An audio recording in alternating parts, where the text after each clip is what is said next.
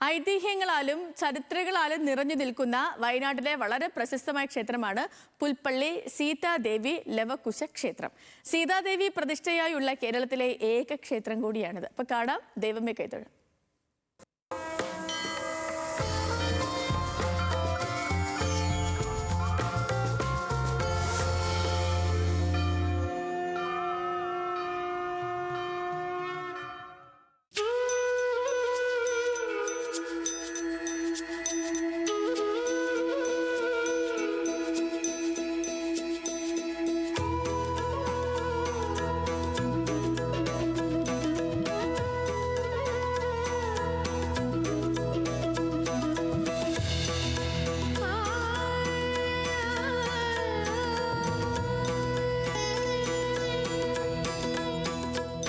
ബ്രിട്ടീഷുകാരോട് പടപൊരുതി വീരമൃത്യു വരിച്ച പഴശ്ശിരാജാവിൻ്റെ സൈനിക താവളമായിരുന്നു ഒരു കാലത്ത് ഈ ക്ഷേത്രം.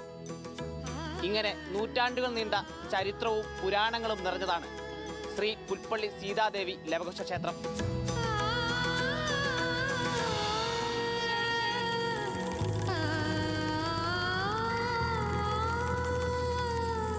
ശ്രീരാമന്റെ നിർദ്ദേശപ്രകാരം ലക്ഷ്മണൻ ഗർഭിണിയായ സീതയെ വാത്മീകി ആശ്രമത്തിന് സമീപം ഉപേക്ഷിച്ചു. സീതയ്ക്ക് താമസിക്കാനായി വാത്മീകി പുല്ലുകൊണ്ടുമേഞ്ഞ ഒരു കുടിൽ നിർമ്മിച്ചു. ഇതിൽ നിന്നാണ് പ്രദേശത്തിന് പുൽപ്പള്ളി എന്ന പേരു ലഭിച്ചത്. സീതയും മക്കളായ ലവനും കുശനും ഈ പ്രദേശത്ത് ജീവിച്ചു എന്നാണ് ഐതിഹ്യം. ഈ ക്ഷേത്രത്തിൻ്റെ കീഴിലായി 4ഓളം ഉപദേവതാ ക്ഷേത്രങ്ങളുണ്ട്. കരിങ്കാളി ക്ഷേത്രമുണ്ട്, വാൽമീകി ആശ്രമമുണ്ട്, ജഡയറ്റകാവുണ്ട്. ഹനുമൽ സ്വാമിക്കായിട്ടുള്ള സങ്കല്പവും സങ്കേതവും അവിടെ നമുക്ക് കാണാൻ സാധിക്കും. സീതയെ തേടിയെത്തിയ രാമന്റെ മുന്നിൽ വെച്ച് സീത ഭൂമി പിളർന്നുപോയെന്നും തടയാൻ ശ്രമിച്ച രാമന്റെ കയ്യിൽ സീതയുടെ മുടി മാത്രം അവശേഷിച്ചു എന്നുമാണ് ഐതിഹ്യം. ഈ സംഭവം നടന്നു എന്ന് വിശ്വസിക്കുന്ന സ്ഥലമായ ചേടാറ്റിൻ കാവാണ് സീതാദേവി ക്ഷേത്രത്തിന്റെ മൂലക്ഷേത്രമായി കരുതപ്പെടുന്നത്.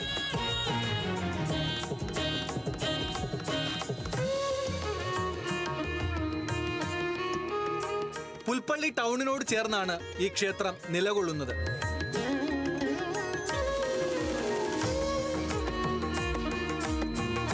കേരള ക്ഷേത്ര നിർമ്മിതി ശൈലിയിലാണ് ക്ഷേത്രത്തിന്റെ നിർമ്മാണം.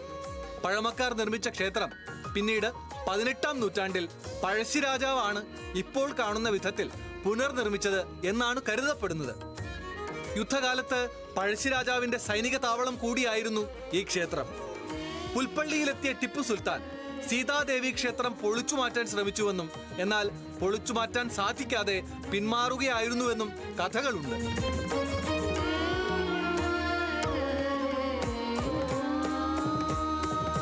ജനുവരി മാസം ആദ്യവാരമാണ് ക്ഷേത്രത്തിലെ ഉത്സവം.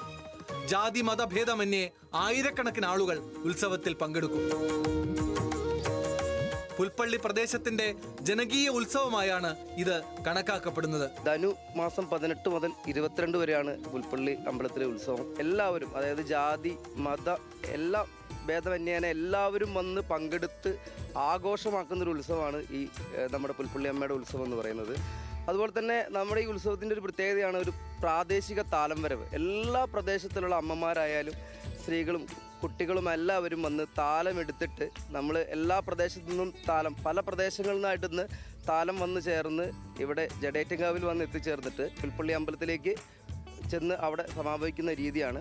കേരളത്തിനകത്തും പുറത്തുമുള്ള നിരവധി ആളുകളാണ് ദർശനത്തിനും മറ്റുമായി ക്ഷേത്രത്തിലെത്തുന്നത്. ഐതിഹ്യങ്ങൾക്കും ചരിത്രത്തിനുമപ്പുറം ഒരു നാടിന്റെ പൈതൃകം പേറുന്ന ദേവാലയമാണ് പുൽപ്പള്ളി സീതാദേവി ലവകുശ ക്ഷേത്രം.